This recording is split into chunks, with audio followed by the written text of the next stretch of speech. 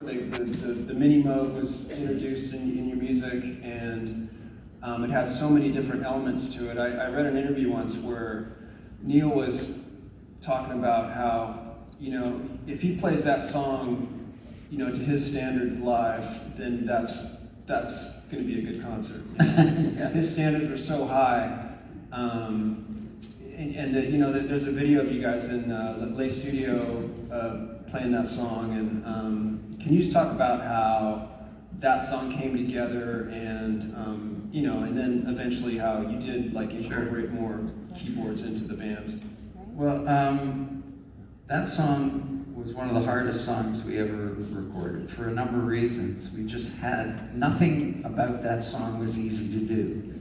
And I'll be honest with you, at one point I was thinking, I don't know, man, if this song's gonna make it on the record. Because it's just so effing difficult to get it down. Every sound we tried, like I tried recording my Rickenbacker bass on that, and it just wouldn't work because of how fast that dano part is. It just sounded all clicky. So I needed something that had a bit more guts, and that's the first time, well, maybe not the first time, but the most famous time I pulled out my Fender Jazz bass. And many people think that's a Rickenbacker on that song, but it's not, it's a Fender Jazz. And then Alex went to record the lead solo for it, and it could not sit in this track.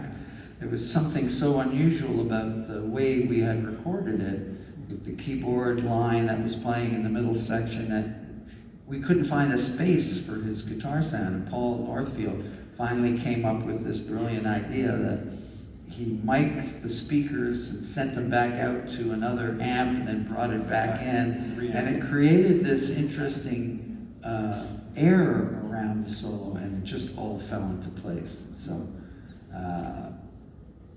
yeah, it was just one of those songs I thought, this is a loser song, it's not gonna work. Can you imagine if we left that, our most popular song, off of that album? I told you I was an idiot. Yeah, so that, from the moment